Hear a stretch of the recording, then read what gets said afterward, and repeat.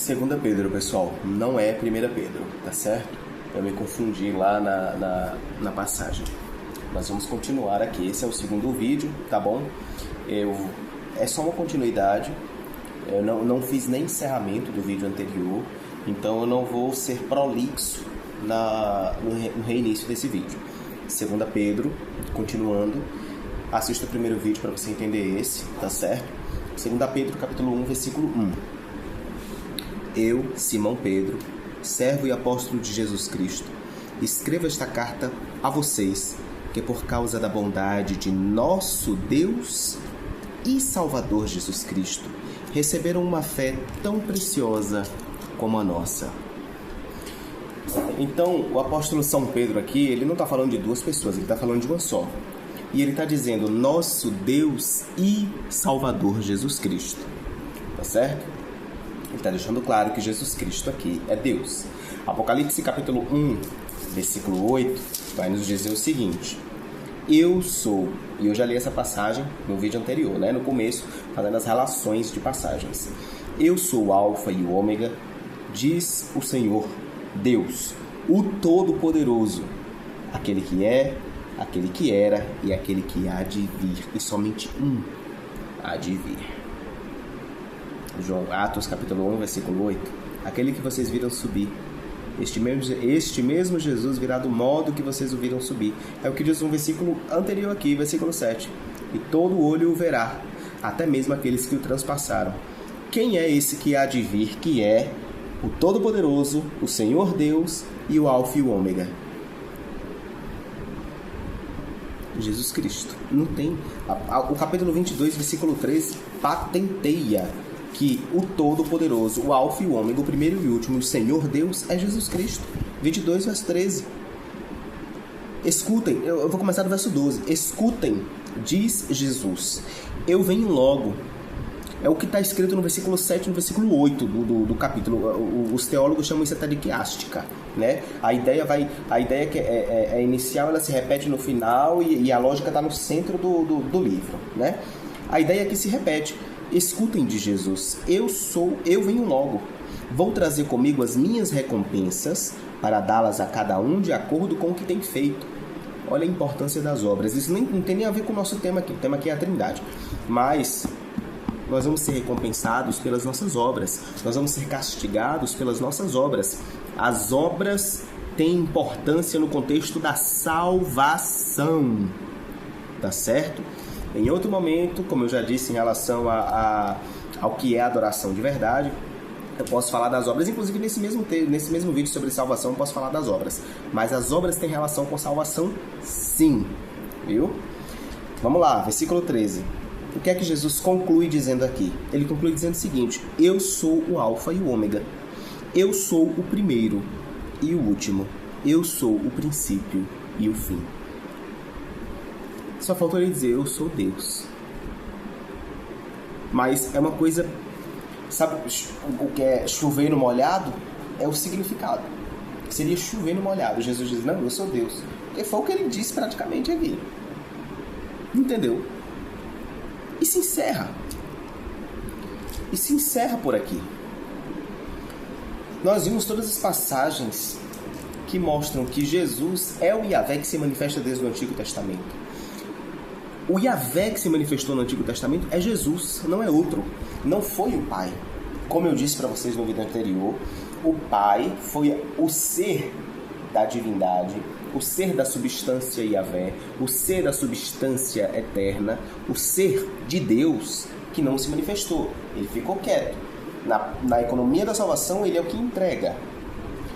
O que se manifesta na economia da salvação é Jesus, desde o Antigo Testamento.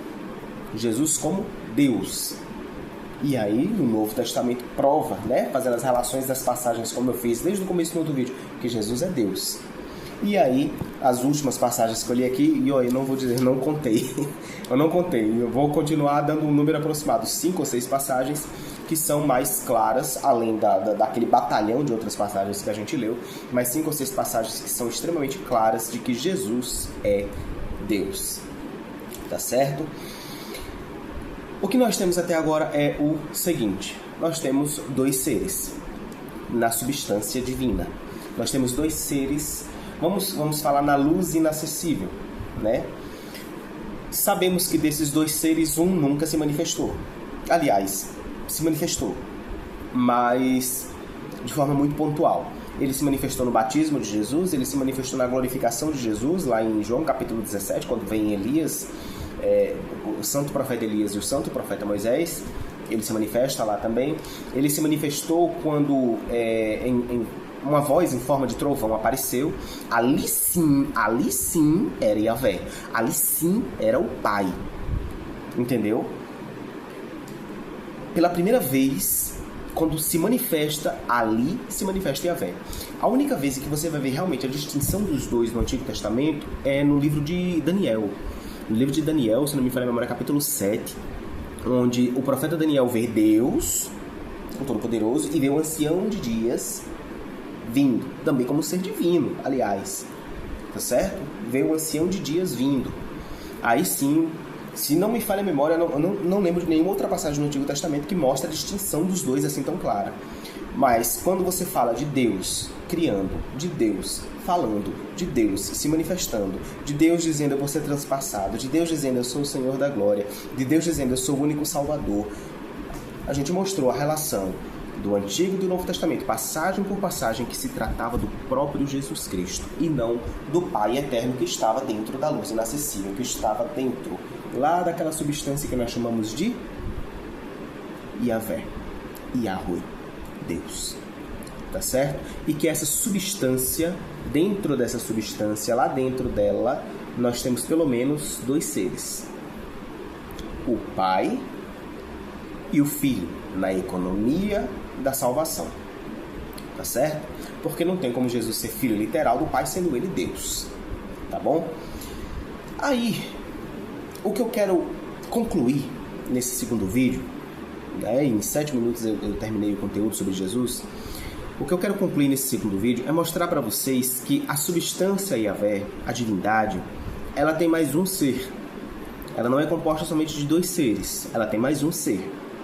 E esse terceiro ser, vamos chamar assim, né, não pela ordem, ele não é um terceiro em ordem, mas é um artifício, uma forma didática que eu estou usando para conversar com vocês, para explicar a situação para vocês.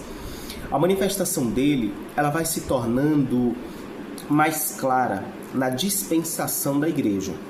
Então, ele se manifesta pela primeira vez de forma visível e vamos chamar assim, independente, no capítulo 2 do livro de Atos. Aí, a partir daí, é que nós temos a atuação claríssima de Yahvé através do seu Espírito, através do Espírito Santo, tá certo? Só que a Escritura, ela evidencia, tá bom? E eu estou sendo extremamente cuidadoso com as palavras, ela dá evidências fortíssimas, aliás, de que esse terceiro ser não é nem o próprio Jesus e não é o próprio Yahvé, que não é eles dois. Que Jesus e Yahvé não são a mesma pessoa, nós já sabemos. Mas que o Yahvé do Antigo Testamento, que se manifesta o tempo todo, era Jesus, nós também já sabemos. Tá certo? Nós vamos recorrer ao quê? Nós vamos recorrer a duas pessoas, uma só divindade. Duas pessoas, um só Deus. Duas pessoas, uma só natureza. Dois seres, uma só substância. Tá certo? Só que a gente vai acrescentar um terceiro aqui, porque a Escritura, especialmente o Novo Testamento, evidencia que existe um terceiro nessa substância. Dentro dessa substância que está o Pai e o Filho. Sabe aquela substância que o Pai raríssimas vezes saiu para se manifestar? Oh, olha eu aqui. Sabe aquela substância que o Filho várias vezes saiu para se manifestar e que fez isso várias vezes no Antigo Testamento, como Yahvé, e que fez isso no Novo Testamento encarnado, como Jesus Cristo, como Filho de Deus?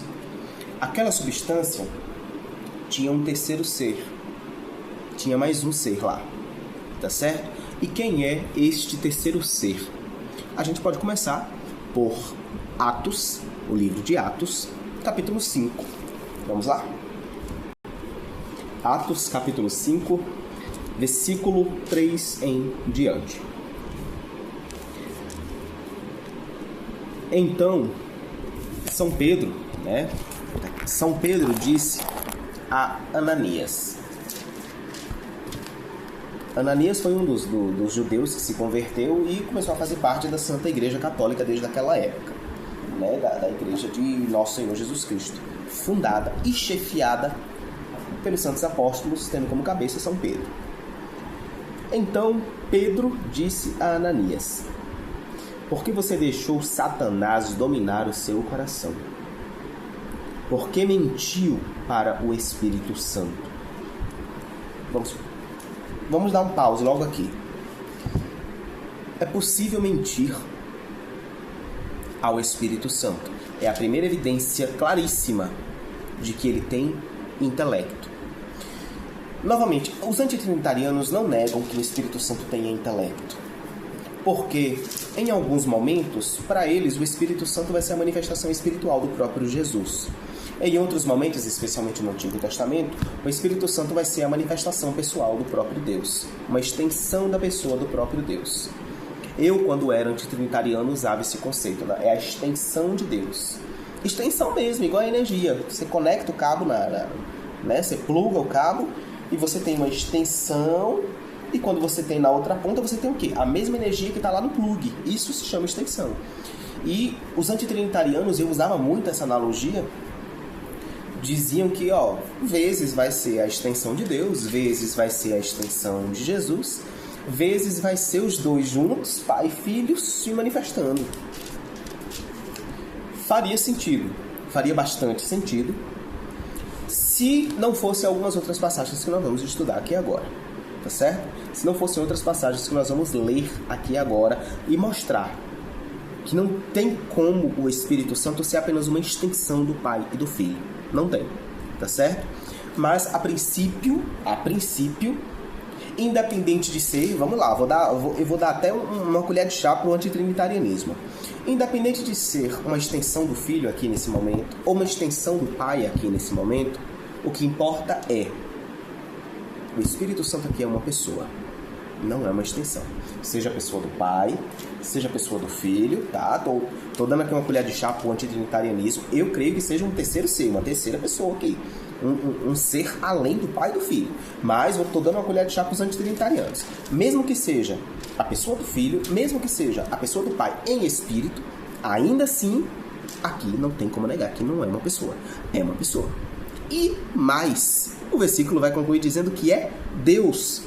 Por que você ficou com parte do dinheiro que recebeu pela venda do terreno? Porque você mentiu. Você não mentiu para seres humanos. Você mentiu para Deus. 2 vezes aqui, o Espírito Santo.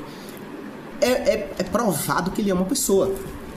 Novamente, não estou dizendo, pode ser, é a pessoa do Filho, tudo bem. É a pessoa do Pai, tudo bem.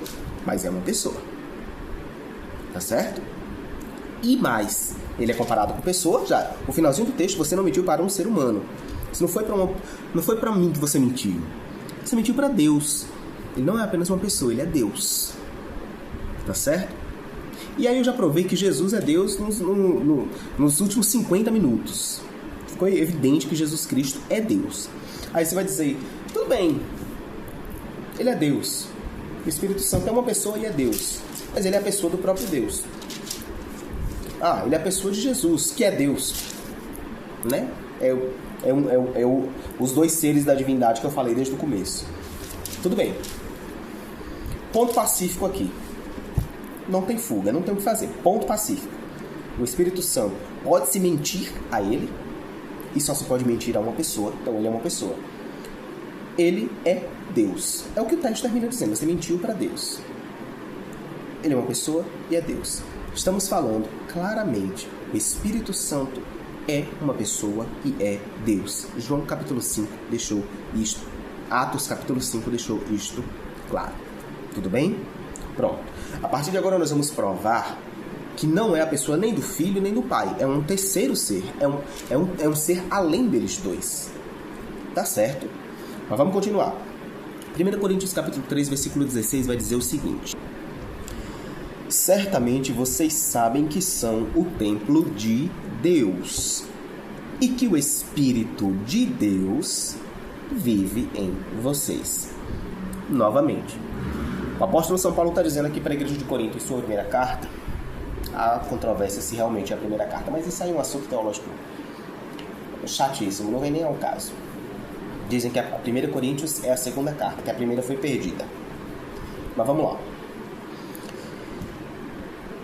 Primeiro o apóstolo está dizendo, vocês são templos de Deus. E o Espírito de Deus habita em vocês. Logo, isso é um silogismo, tá, gente? Se eu sou templo de Deus e o Espírito de Deus habita em mim, que sou o templo de Deus, então o Espírito de Deus é o quê?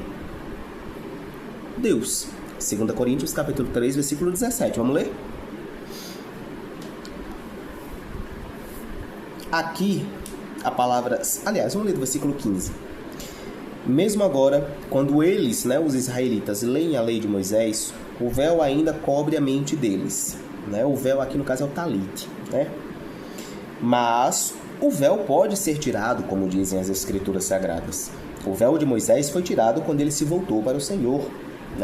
E isso está lá em Êxodo capítulo 34, versículo 34. Aqui, a palavra Senhor quer dizer o Espírito. E onde o Espírito do Senhor está presente, ali existe liberdade. 2 Coríntios está dizendo, primeiro, está fazendo relação com Êxodo 34, 34. Sabe quem é que se manifesta em Êxodo 34, 34? Deus. É Deus que se manifesta em Êxodo 34, 34. Aí aqui, 2 Coríntios está dizendo que o Deus que se manifestou lá em Êxodo é o Espírito. E mais, mesmo que a gente não fizesse essa relação com Êxodo, ainda assim está aqui deixaria claro que o Espírito é Senhor. Então já vimos que ele é uma pessoa, já vimos que ele é Deus, já vimos que ele habita em nós, que somos templos de Deus. Então, óbvio, repito que ele é Deus pela segunda vez. E agora estou dizendo que ele é Senhor. Hebreus capítulo 9, versículo 14 vai dizer o seguinte: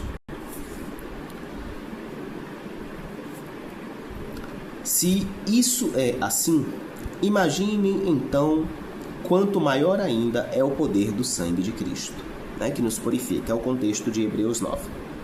Por meio do Espírito eterno, ele se ofereceu a si mesmo, a Deus, agora ao Pai, como sacrifício sem defeito. Pelo Espírito que é o quê? Eterno. Eternidade é algo intrínseco a quê, pessoal? A Deus. Outro ponto pacífico. Ninguém nega que o Pai é Deus. Ninguém nega que Deus é eterno. Não estamos aqui para provar que Deus é eterno, que o Pai é eterno, que o Pai existe desde sempre, que ele é o autor, é o criador, o mantenedor. Começamos falando de Jesus, provamos que Jesus era Deus, e agora estamos falando do Espírito Santo. É a quarta passagem que nós estamos estudando. Acho que é a quarta ou a quinta. Enfim, só não é a primeira. Mas estamos estudando aqui já o livro de Hebreus. O livro de Hebreus está dizendo que o Espírito é eterno. Eterno. É um atributo da divindade. É algo que está fora do tempo e espaço. É algo que está além da matéria. É algo que pertence a... Ok, toda vez que eu faço isso aqui, você já sabe o que é que eu vou falar. É algo que pertence à divindade, à substância eterna. É algo que pertence a Yahweh, bendito seja o seu nome, a Yahvé. E aqui está dizendo que o Espírito é eterno. Logo, o Espírito só pode ser Deus. Salmo 139 vai dizer o seguinte, leia comigo. Salmo 139, versículo 7, diz assim: aonde posso ir a fim de escapar do teu Espírito? Para onde posso fugir da tua presença? Se subir ao céu, lá estás. Se eu desço ao inferno, ao Sheol, na verdade a tradução correta é o Sheol, que é o mundo dos mortos, que é o local onde ficavam os espíritos das pessoas que morriam, fossem justas ou injustas, todos iam para o Sheol. O corpo ia para o túmulo, ia para o pó, o espírito voltava para Deus, a força vital, Gênesis 3:19, o fôlego de vida, o espírito, a chama da vida que mantém o corpo existindo, voltava para Deus, e a alma, e aí Mateus 10, 28, Lucas 16, Apocalipse capítulo 6, vão ser claríssimos que a alma é imortal. Essa alma era enviada para o Sheol, tá certo? E 2 Pedro vai dizer claramente que Jesus, após a sua morte, foi lá no Sheol libertar essas almas aqui, né? Não libertou todas. É tanto que ele vai dizer, levou o cativeiro, né? Foi pregar os espíritos que estavam em prisão. Eles estavam presos realmente, estavam aguardando o Messias. Todos aguardavam expectantes. Santos, patriarcas, profetas, todos estavam aguardando, com exceção do santo profeta Elias e do santo patriarca Enoque, que já haviam sido arrebatados para o céu. Com exceção deles dois, o restante estava todo no Sheol esperando, né? Mas aqui está dizendo que o Espírito é onipresente. Ele está em todo lugar. E onipresença é um atributo de quem? Da divindade. Onipresença, pessoal, é mais do que estar em todos os lugares, tá certo? Onipresença é estar em todos os lugares, em todos os tempos. E aí, não sei você, mas eu gosto muito de astronomia. E eu estudo muito, aliás, eu durmo ouvindo canais de astronomia no YouTube, sabe? E acabei aprendendo muito sobre a teoria da relatividade de Albert Einstein e sobre o que é o tempo e espaço. E eu poderia dar uma lista de filmes aqui para vocês para exemplificar o que é o tempo e espaço, né? Eu vou dar um muito famoso que você pode dar uma entendida no que é o tempo e espaço, que é Vingadores. E todas as séries dos Vingadores até o último filme, né? O último de todos, que é Vingadores Guerra Infinita, onde eles conseguem voltar no tempo. E o vilão da história, me esqueci o nome do vilão, ele consegue perceber que o que ele está vendo é algo do futuro, mas na nossa perspectiva é algo que aconteceu no passado, porque no filme anterior ele já tinha conseguido destruir todo mundo. Isso é quebrar o espaço-tempo. E o catolicismo precisa desse conceito para entender a Santa Missa e o conceito de adoração. Eu vou fazer, não tem como fugir, eu vou ter que fazer um vídeo sobre adoração, e aí vai entrar no assunto da Santa Missa. Mas o que é o conceito de rasgar o tempo e o espaço? Não existe passado, nem presente, nem futuro. Tudo é um eterno aqui e agora. Para Deus, tudo já aconteceu. Não existe passado. Ele está vendo tudo. É como a singularidade de um buraco negro. É como viajar na velocidade da luz sendo um fóton, sendo uma partícula de luz. O tempo não existe. A viagem é instantânea. Ela existe para nós que estamos vendo. Para a luz ela é instantânea. Ela saiu do Sol e ela chegou ao fim do universo, que ainda nem aconteceu. Daqui a bilhões, quadrilhões de anos. O que é que acontece? Sim, pessoal, fim do universo. Tá certo? Isso se coaduna com a fé católica que fala em Apocalipse 22, que Deus vai morar com a eternidade, os homens eternamente, se coaduna, tá certo? Se coaduna, mas aí é outro assunto, isso é cosmologia bíblica, não tem nada a ver com o que a gente tá falando aqui. O que eu tô querendo dizer aqui pra vocês é o seguinte: eternidade, onipresença, que é estar em todos os locais, em todos os lugares, ao mesmo tempo, em todos os tempos, passado, presente e futuro, em todas as dimensões, física e espiritual, e qualquer outra dimensão que exista, é atributo da divindade. Só pertence a aquela essência. Quem? Yahweh. Bendito seja Yahvé. É um atributo que pertence única e exclusivamente a Yahvé. E o texto do Salmo está dizendo que pertence a quem? Ao Espírito de Yahvé, ao Espírito Santo. Logo, o Espírito Santo é eterno. Logo, o Espírito Santo é Deus. E a gente vai seguindo, por isso que eu disse para você, olha, é uma progressão lógica. Atos, o Espírito Santo é uma pessoa, não tem como negar. Como eu disse, eu dou até a mão à palmatória aos antitrinitarianos. Porque eu posso, como já fui antitrinitariano, eu posso dizer, não, realmente, eu não estou negando que lá em Atos 5 é uma pessoa. Eu só não estou dizendo que é uma terceira pessoa, é a pessoa de Jesus. Só não estou dizendo que é uma terceira pessoa, é a pessoa do Pai. Mas é uma pessoa. Não apenas é uma pessoa, mas o texto termina dizendo que é o quê? Deus. É uma pessoa, é Deus, é Senhor, é eterno, é onipresente. A única coisa que está faltando aqui é mostrar que é uma terceira pessoa, né? Vamos lá, vamos continuar. O texto é Lucas capítulo 1, versículo 35. Vamos lá que tá chegando e você vai ver que isso é irrefutável. Vai ficar evidente para você que existem 3 seres na divindade. Existem 3 seres em Yahvé, na substância Yahvé. Lucas 1,35 diz assim: o Espírito Santo virá sobre você, e o poder do Altíssimo a envolverá com sua sombra. Aqui eles poderiam dizer, os antitrinitarianos poderiam dizer, não, aqui ó, tá claro que o Espírito Santo é um poder. Tudo bem, não nego. A relação aqui é direta mesmo. Pode ser realmente um poder. Mas é um poder milagroso. É um poder que realiza milagre. O milagre da partogênese. Quem é biólogo sabe o que é partogênese. É quando um ser consegue se reproduzir sozinho, né? Células fazem isso, algumas espécies de animais fazem isso, conseguem se reproduzir, sapos fazem isso, se não me falha a memória, salamandras não, enfim, não vou ficar divagando aqui para o vídeo não ficar longo, mas existem animais que fazem isso, sozinhos, sem necessidade do parceiro heterossexual. Ela se reproduz sozinha, produz um outro ser. Aqui está dizendo, o ser humano não pode, o ser humano não faz partogênese. Não existe no ser humano a possibilidade de partogênese, tá certo? A fêmea, para ela se reproduzir, o óvulo dela precisa ser fecundado por um esperma. São 2 informações genéticas. A dela tem metade do DNA da mãe, o esperma tem metade do DNA do pai.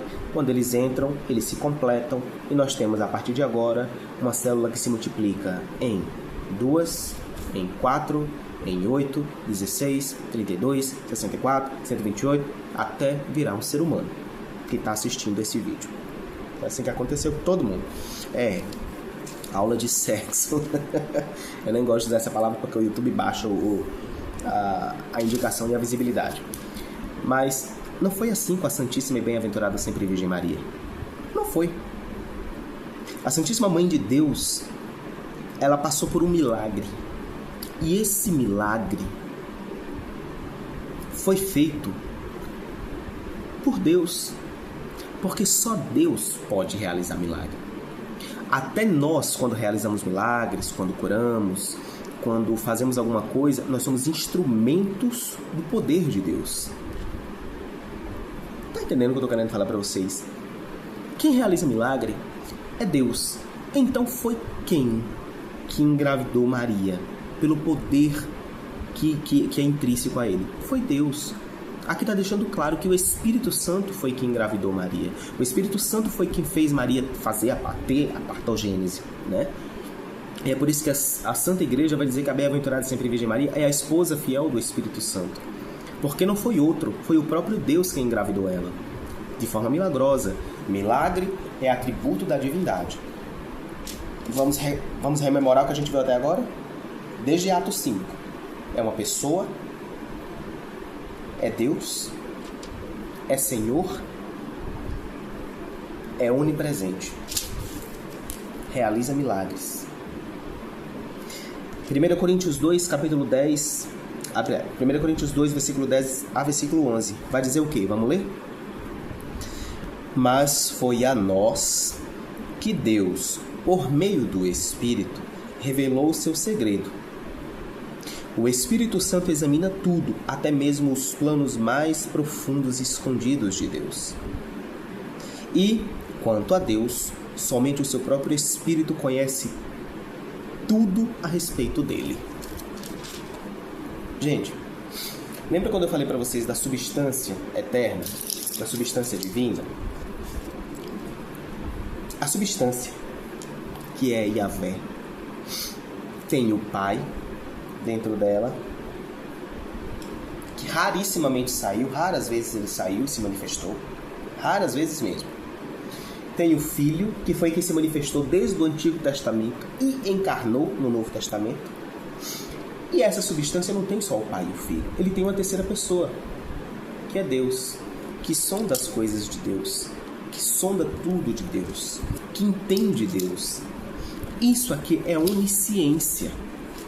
Nós acabamos de ver onipresença no Salmo 139. Agora nós estamos vendo onisciência. Onisciência é característica, atributo exclusivo da divindade, de Deus. Então nós vimos, desde Atos 5, que o Espírito Santo é uma pessoa, que é Deus, que é Senhor, que é onipresente e agora que é onisciente. Tá ficando claro isso? João capítulo 14, versículo 26. E a partir de agora eu começo a mostrar para vocês que não é Jesus Cristo. João 14, 26. Não é Jesus Cristo. Os antitrinitarianos, no próprio livro de João, vão fazer um malabarismo imenso para dizer que Jesus está falando dele mesmo na terceira pessoa.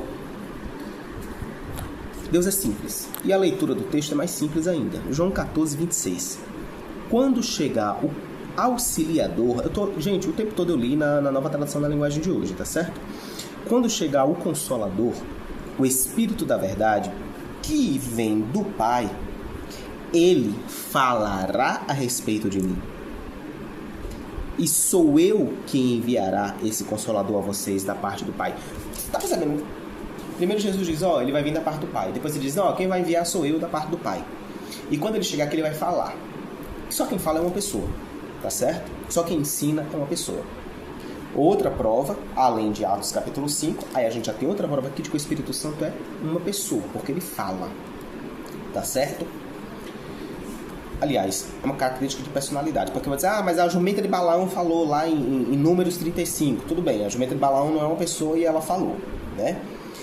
Mas ela manifestou um traço de personalidade quando ela falou. E é isso que eu quero falar aqui pra vocês. Exige personalidade para poder falar. Eu prefiro usar o termo pessoa. Se quiser usar personalidade, você pode usar personalidade. Tudo bem. Não tem problema. Tá certo? Mas acabamos de mostrar que são 3 seres. Tá aqui. 3 seres. E a partir de agora a gente vai ver isso cansativamente. A partir de agora, de forma até exaustiva, nós vamos ver que são 3 seres. Deixa eu só ajustar aqui rapidinho. Pronto. Quando chegar o Consolador, que vem do Pai, ou seja, não é o Pai. O Consolador não é o Pai. Ele é enviado do Pai. Ele é enviado do Pai. É o Pai que envia. E depois ele diz, e eu que vou enviar da parte do Pai. Ou seja, não é Jesus. Porque ele é enviado do Pai, ele é enviado de Jesus, e ele é distinto deles. Se ele é enviado dos dois, ele não pode ser os dois. Você está entendendo? 2 Coríntios capítulo 13, versículo 13. E aí começam as distinções. É uma bênção final. 2 Coríntios 13, 13 vai dizer assim, que a graça do Senhor Jesus Cristo, o amor de Deus e a presença do Espírito Santo esteja com todos vocês. Novamente, 3 seres distintos. Aqui é distinção clara, não é outra coisa, é distinção. É distinção. Ele fala de Jesus, fala do Pai e fala do Espírito.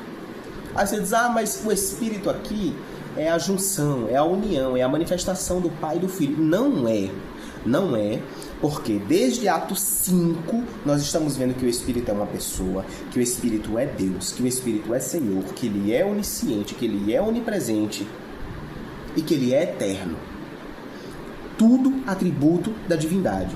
Já é a terceira passagem aqui que eu estou mostrando que ele é distinto do Pai e do Filho. Então não é nem Jesus Cristo, a manifestação de Jesus Cristo, nem a manifestação de Deus Pai, nem a manifestação deles dois. Outra coisa que quebra o argumento dos trinitarianos. O Espírito Santo é a manifestação do Pai e do Filho. O Espírito Santo sendo eterno, sendo Deus, sendo onisciente, sendo onipresente, sendo eterno, é a manifestação de Jesus, então eles estão admitindo que Jesus é Deus, onisciente, onipresente, eterno e imutável. Se ele é a manifestação de Jesus e o Espírito Santo é isso tudo aqui, então o Espírito Jesus é Deus. Eles se autocontradizem o tempo todo. Para negar que o Espírito Santo é uma pessoa distinta do Pai e do Filho, eles admitem que o Filho é Deus, porque o tempo todo o Espírito Santo aqui é manifesto como Deus.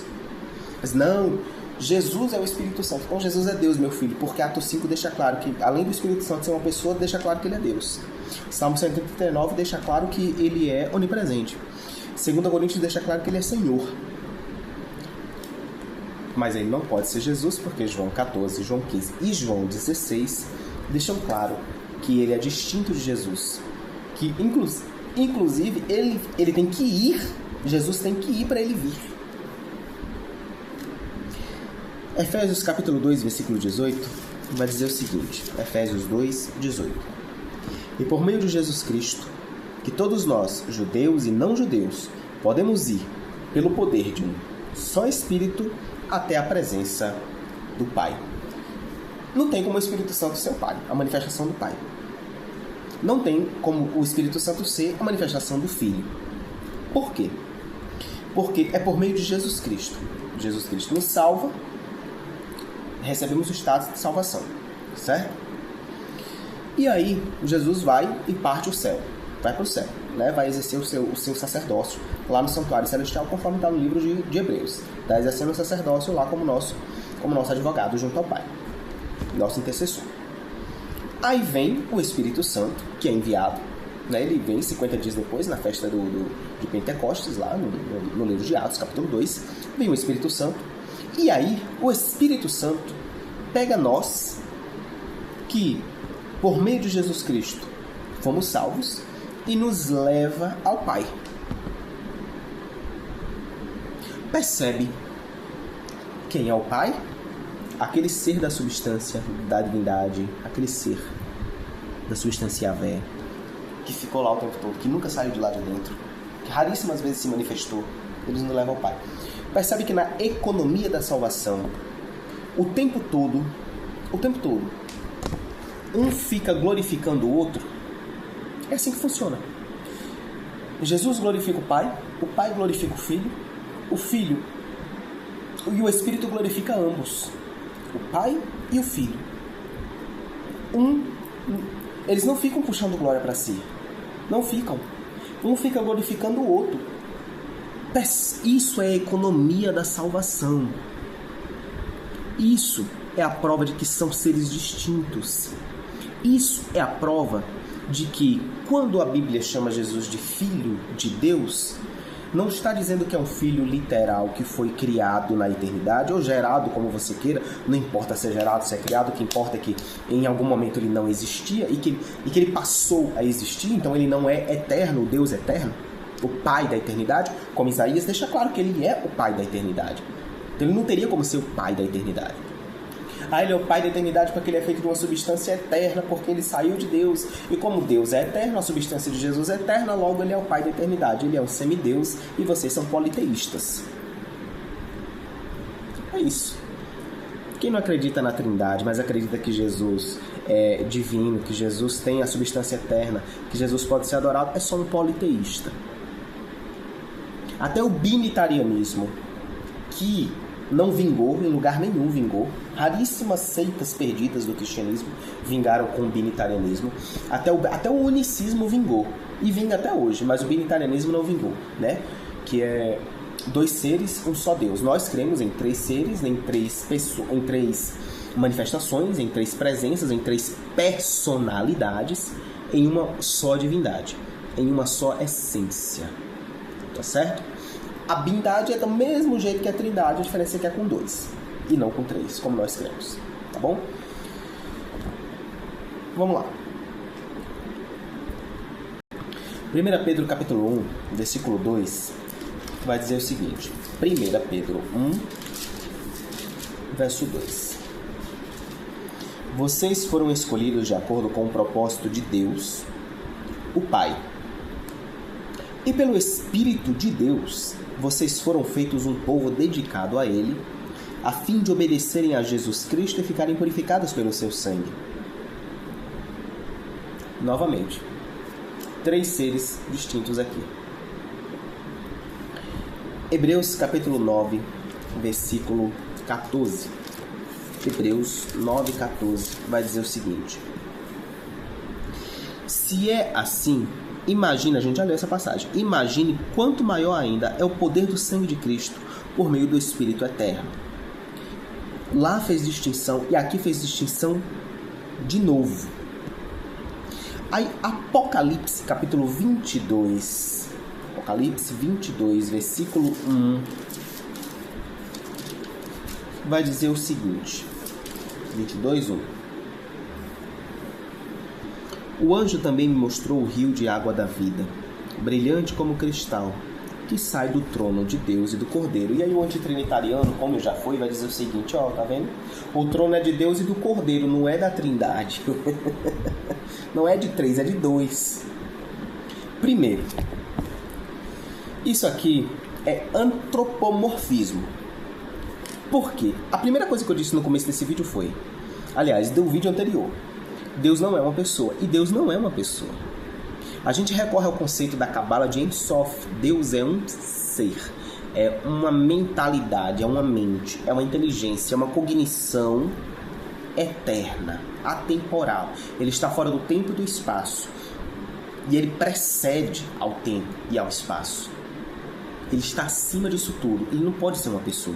Ele se manifesta como ele quiser. Como pessoa, como um anjo, como fogo, como vento, como filho, como espírito, como tudo. Ele se manifesta da forma que ele quiser. E aí foi quando eu afirmei também pela primeira vez que eu não estava falando do unicismo, que é uma pessoa, que é Deus se manifestando de várias formas. Não. Não é isso. Eu estou falando de 3 seres. A Escritura é clara em falar em 3 seres. Então por que no livro de Apocalipse diz que o trono é apenas de Deus e do Cordeiro? Não, querido. Não diz. O texto deixa claro que existe um terceiro ser nesse trono. Apocalipse 22, verso 1. A água. Aí você, mas a água não pode ser o Espírito. Aqui não está falando do Espírito. Aqui é o rio da vida que sai do trono, percorre a Nova Jerusalém, né? Todinha, o Jardim do Éden, que está dentro da Nova Jerusalém. Você consegue fazer essa analogia perfeita com Gênesis capítulo 1, né? Pela árvore da vida. Ele sai, ele percorre a cidade, e depois do lago de fogo ele restaura o planeta Terra. E é isso. Não é o Espírito. Não. Ezequiel capítulo 47. Ezequiel capítulo 47, versículo 1. Vamos ler comigo. Presta atenção nessa leitura, ela é escatológica, tá? O homem me levou de volta até a entrada do templo. Debaixo da entrada saía água que corria na direção leste, pois o templo dava frente para esse lado. Sempre foi. O templo de Jerusalém e o tabernáculo sempre foram virados para o leste, de frente para o nascente, porque todo mundo que adorasse a Deus deveria dar as costas para o sol nascente, deveria dar as costas para a maior divindade da época, que era o Deus Sol. A água corria por baixo do lado sul do templo, ao sul do altar. Então o homem me fez sair da área do templo pelo portão norte e me levou pelo lado de fora até o portão que dá para o leste. Ele fez um tour, né? Um riacho saía do lado do sul do portão. Ele acabou de dizer isso no versículo anterior. Ele só está repetindo. Com a sua vara de medir, o homem mediu 500 metros na direção da correnteza para o leste. Ele me fez atravessar o riacho ali e a água chegou aos meus tornozelos. Em seguida ele mediu mais 500 metros e a água subiu até meus joelhos. Mais 500 metros e a água chegou até minha cintura. Finalmente mediu mais 500 metros e o rio era tão fundo que eu não podia atravessar. Era fundo demais para ser atravessado, a não ser a nado. Aí ele me disse: homem mortal, preste muita atenção a tudo isso. Então o homem me levou de novo para a margem. Quando cheguei lá, vi que havia muitas árvores nos 2 lados. Então ele me disse: esta água corre para o leste e desce até o rio Jordão e até o Mar Morto. Quando entra neste mar, ela faz com que a água salgada do mar vire água doce. Percebe que a linguagem é simbólica e profética, além de poética, em todo lugar, até porque o mar Morto está secando, ele está deixando de existir, né? Então isso aqui não... Então, em todo lugar por onde esse rio passar, haverá todo tipo de animais e de peixes. O rio fará com que as águas do Mar Morto fiquem boas e ele trará vida por onde passar. Desde a fonte de Gedi até o de Eglaim, haverá pescadores na praia do mar e ali eles estenderão as suas redes para sacarem. Haverá ali muito peixe, muitas espécies de peixe, como no mar Mediterrâneo. Mas nos brejos e nos charcos a água não ficará boa. Essa água servirá para a produção de sal. Nas 2 margens do rio crescerão árvores frutíferas de todo tipo, as suas folhas nunca murcharão, e as árvores nunca deixarão de dar frutas. Darão frutas novas todos os meses. Percebe que a relação é muito íntima com o livro do Apocalipse, onde a árvore da vida dá fruta todos os meses? Pois serão regadas pelo rio que vem do templo. As frutas servirão de alimento, as folhas de remédio. Exatamente o que está escrito lá no livro de Apocalipse, capítulo 22, versículo 2. Obviamente, reinterpretado pelo santo apóstolo João, porque aqui ele está falando, ele dá até detalhes da Palestina, da região da Palestina, né, de Israel. E aí São João diz, olha, deixa eu aprofundar esse negócio, não é nem o Mar Morto, é a Nova Jerusalém, não é nem do templo, o templo é o próprio Deus e o Cordeiro. E o rio que sai, porque eu falei do rio e a gente, sim, o que tem a ver, né, isso com o rio? O rio que sai, ele já tinha sido profetizado em Ezequiel, e ele é repetido no livro do Apocalipse. A resposta está, sabe onde? Em João capítulo 2. João capítulo 2, versículo 21. Lê comigo, João 2, 21. Porém, o templo do qual Jesus estava falando era o seu próprio corpo. Quando ele disse, destruirei esse templo em 3 dias, reconstruirei. Então, nós temos aqui linguagens simbólicas e proféticas, analógicas, né? Analogias. Apocalipse 22 é uma analogia, faz uma analogia ao Espírito Santo quando ele fala do rio da água da vida. Assim como ele reinterpretou Ezequiel capítulo 47. Ezequiel capítulo 47 não é literal, não tem como ser literal. Assim como o selo de Ezequiel capítulo 9, assim como o selo de Apocalipse capítulo 14, que é colocado sobre a testa dos 144.000, e lá em Ezequiel capítulo 9 é um Yod, né?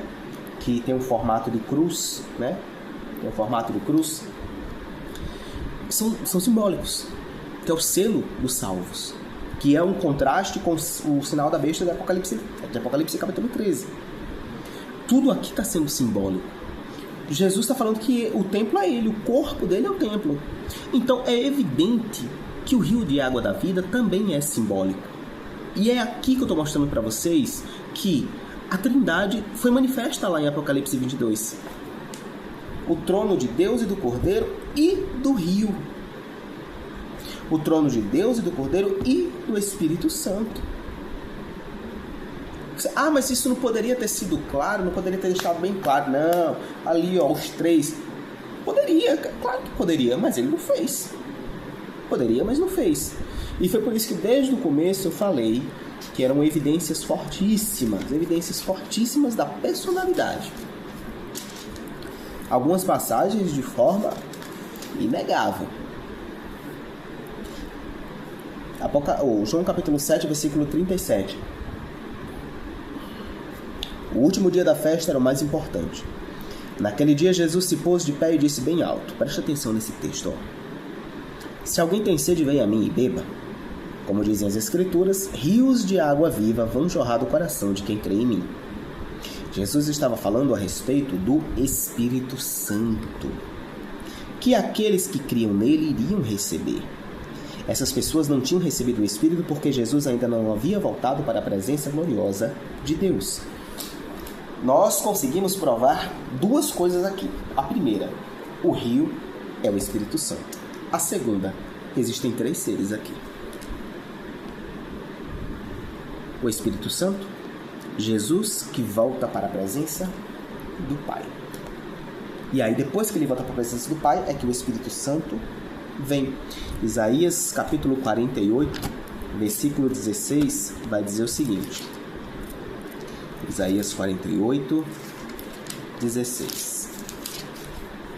Agora, Yahvé Deus me deu o seu Espírito e me enviou. Yahvé Deus é uma pessoa. A pessoa que está falando, me deu o seu Espírito, é outra pessoa. E o terceiro ser que aparece aqui, a terceira manifestação que aparece aqui é o Espírito. E me enviou. 3 manifestações distintas. João capítulo 14, versículo 26, Jesus vai dizer o seguinte: mas o Consolador, o Espírito, que o Pai enviará em meu nome, ensinará a vocês todas as coisas e fará com que lembrem de tudo o que eu disse a vocês. Novamente, Jesus está dizendo que ele não é o Espírito. Ele está dizendo que o Pai não é o Espírito e que o Espírito vai lembrar tudo o que Jesus disse. Ou seja, a mensagem que o Espírito vai passar é a mesma mensagem que Jesus passou. Lembra quando Jesus disse, eu e o Pai somos um, quem vê a mim vê o Pai, que eu disse que Jesus era a cópia fiel do Pai? O Espírito é a cópia fiel de Jesus. Logo, o Espírito é a cópia fiel do Pai. Logo, nós temos aqui a visão perfeita do que é Deus. 3 seres, unos em propósito, identidade, e missão, na economia da salvação, porém distintos, sempre separados. O Pai não é o Filho, o Espírito não é o Filho, o Pai não é o Espírito, Jesus não é o Pai. São 3 seres distintos. Capítulo 16, versículo 7 a versículo 8. 16, versículo 7 a 8 vai dizer assim, ó: eu falo a verdade quando eu digo que é melhor para vocês que eu vá. Pois se eu não for, o Consolador não virá. Mas se eu for, eu vou enviar para vocês. Quando o Consolador vier, ele convencerá as pessoas do mundo de que elas têm uma ideia errada a respeito do pecado e do que é direito e justo, e também do julgamento de Deus, né? Do pecado, da justiça e do juízo. O versículo 26 do capítulo 14 diz que ele ensinaria. O versículo 7 a 8 do capítulo 16 diz que ele convenceria. O versículo 13 diz, porém, quando o Espírito vier, ele ensinará toda a verdade.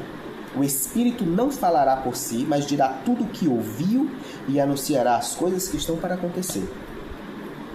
Ele fala, ele ensina, ele ouve, ele é uma pessoa.